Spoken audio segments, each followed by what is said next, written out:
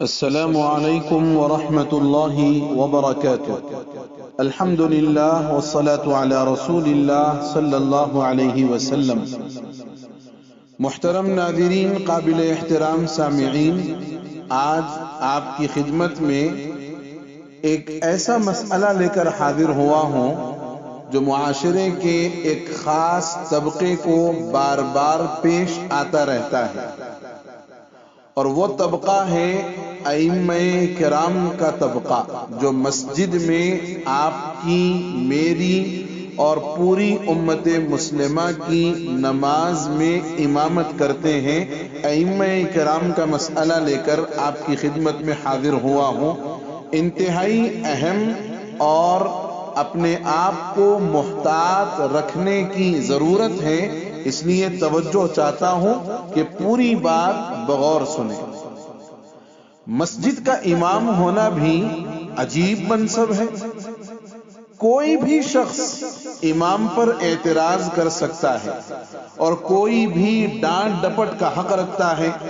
امام کیسا بھی عالی مرتبہ اور عظیم کردار کا مالک کیوں نہ ہو،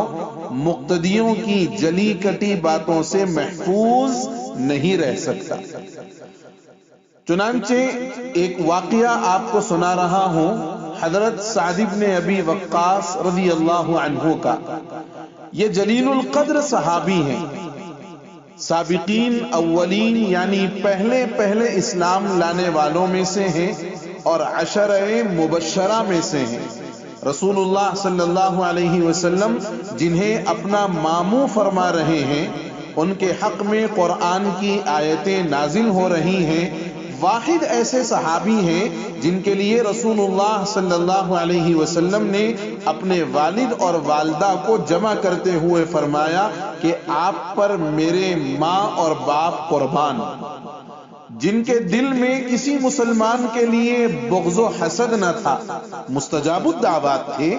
حضور صلی اللہ علیہ وسلم کی صحبت اور آپ کی معیت میں تمام تر غزوات میں شریک ہوتے ہیں، راہ خدا کے پہلے تیر انداز بھی ہیں۔ خود رسول اللہ صلی اللہ علیہ وسلم آپ کو سالار لشکر مقرر فرما کر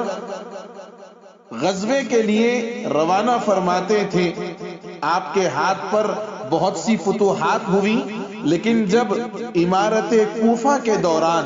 مسلح امامت پر کھڑے ہوتے ہیں تو کوفہ والوں کے اعتراضات کا محور بن جاتے ہیں۔ کوفہ والے حضرت عمر بن الخطاب رضی اللہ عنہ کو شکایات بھجواتے ہیں، اور ان میں ایک شکایت یہ بھی ہوتی ہے کہ سعد بن ابی وقاص نماز ٹھیک نہیں پڑھاتے۔ وہ شخص جس نے نماز اللہ کے نبی صلی اللہ علیہ وسلم سے سیکھی، اس شخص کی نماز پر دیہاتیوں کا اعتراض بالکل آج کل جیسے حالات کا منظر پیش کر رہا ہے۔ آج کے ائمہ نے اگرچہ نماز براہ راست نبی پاک صلی اللہ علیہ وسلم سے نہیں سیکھی، مگر نبی کے اقوال سے سیکھی ہے۔ جن لوگوں کو دینیات کی بالکل خبر نہیں ہوتی، ان کی نظر میں بھی امام کے پائنچوں اور سجدے میں اٹھتی انگلیوں پر نگاہ رہتی ہے۔ جو لوگ دو چار مسائل کسی کتاب میں پڑھ لیتے ہیں، خاص طور پر دین کے نام نہاد ٹھیکیدار حضرات، لیکن ان مسائل کی تفاصیل اور اسلاف و اکابر کی آراء سے یکسر غافل اور کورے ہوتے ہیں، ان کی زبانیں بھی اہل علم پر، ائمہ کرام پر تبصرہ کرتے نہیں تھکتی۔ بہرحال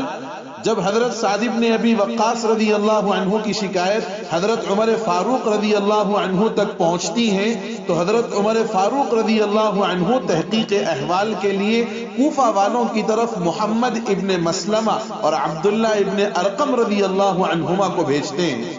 جو ایک ایک مسجد میں جا کر حضرت سعد بن ابی وقاص کے بارے میں پوچھتے ہیں۔ حیرت کی بات ہے کہ شکایات کوفہ سے چل کر مدینہ پہنچی، لیکن محمد ابن مسلمہ اور عبداللہ ابن ارقم رضی اللہ عنہما جس سے بھی سوال کرتے ہیں تو جواب میں حضرت سعد ابن ابی وقاص رضی اللہ عنہ کی تعریف ہی سننے کو ملتی ہے۔ ایک ایک مسجد میں جا کر پوچھا، لیکن کسی کی طرف سے کوئی اعتراض موصول نہیں ہوا۔ البتہ جب پوچھتے پوچھتے سلسلہ بنو عبس کی مسجد تک پہنچا تو صرف ایک شخص اسامہ ابن قتادہ نامی اٹھ کر حضرت سعد ابن ابی وقاص کی شکایت کرتا ہے کہ آپ کی نماز ٹھیک نہیں ہے، یہ جہاد کے سلسلے میں کوتاہی کرتے ہیں، فیصلے میں عدل و انصاف سے کام نہیں لیتے۔ اعتراض کچھ بھی نہ تھا،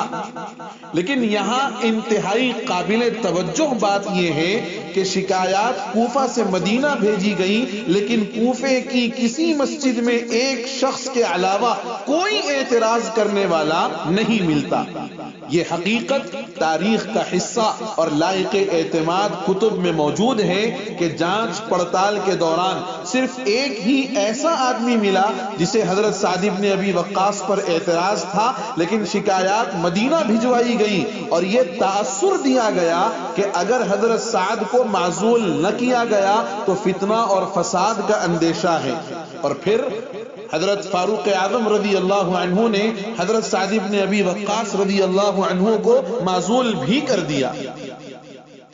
اس حقیقت کے پیش نظر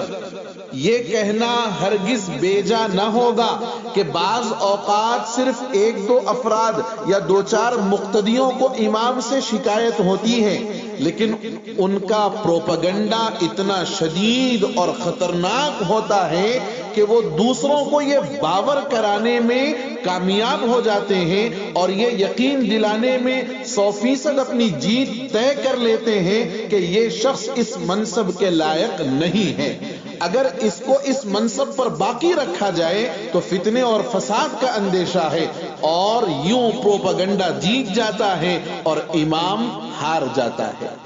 میں اس مقام پر پروپیگنڈا کرنے والوں کو دل کے کانوں سے متوجہ ہونے کی دعوت دوں گا۔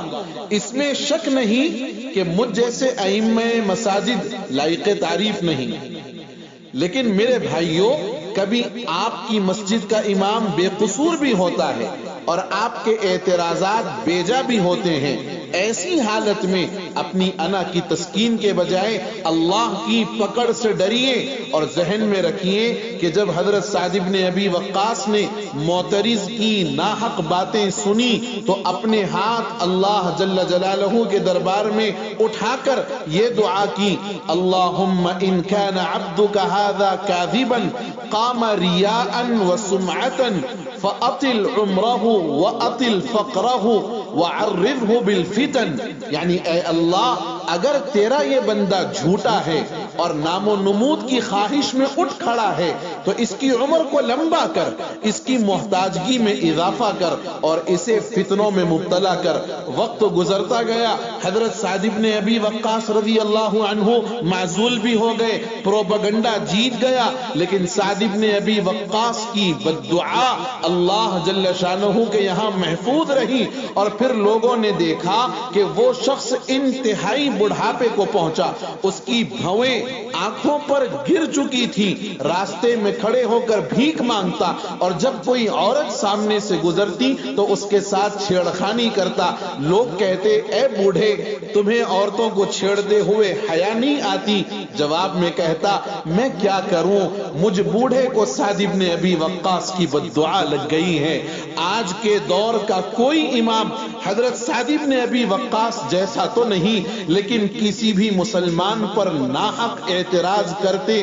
وقت اللہ کی پکڑ کو بھول جانا انتہائی بدنصیبی کی علامت ہے۔ ہم اپنے پروپیگنڈے میں جیت سکتے ہیں، لیکن اللہ جل جلالہ کے یہاں فیصلے حقائق کی بنیاد پر ہوتے ہیں، ان فیصلوں سے بے خوف نہیں ہونا چاہیے۔ اللہ کریم ہمیں مسجدوں کے نظام میں بہتری لانے کی توفیق بخشے، مسجد کے امام، خطیب اور انتظامیہ میں سے ہر ایک کو اپنی ذمہ داری سمجھنے اور اسے حتی المقدور نبھانے کی توفیق عطا فرمائے، اور ان ذمہ داروں کو اللہ سے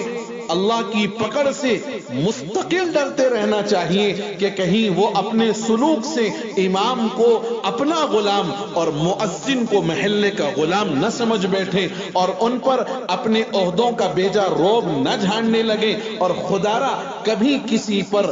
غلط الزام اور غلط پروپیگنڈا کر کے اس کی شبیہ کو اور اس کی شبانہ روز محنتوں کو ضائع اور برباد نہ کریں. کہیں ایسا نہ ہو کہ حالات گزرتے جائیں، وہ آدمی جو مسجد چھوڑ کر کے چلا گیا اس کی زندگی تو گزرے گی اور وہ اپنی زندگی گزار بھی لے گا، لیکن کہیں ایسا نہ ہو کہ اس کی بددعا سے ہماری اگلی آنے والی زندگی ہمارے لیے اجیرن بن جائے، جیسے اس آدمی کی زندگی اسامہ ابن قتادہ کی زندگی اجیرن بن گئی. اللہ ہم سبوں کو توفیق دے اپنے گریبانوں میں جھانکنے کی، ائمہ کو بھی، مؤذنین کو بھی اور ائمہ مساجد کو بھی توفیق دے، اور اصلاح برائے اصلاح ہو، اصلاح برائے بدنامی نہ ہو. اللہ ہم سبوں کو توفیق عمل نصیب فرما دے. آمین. والسلام علیکم ورحمۃ اللہ وبرکاتہ.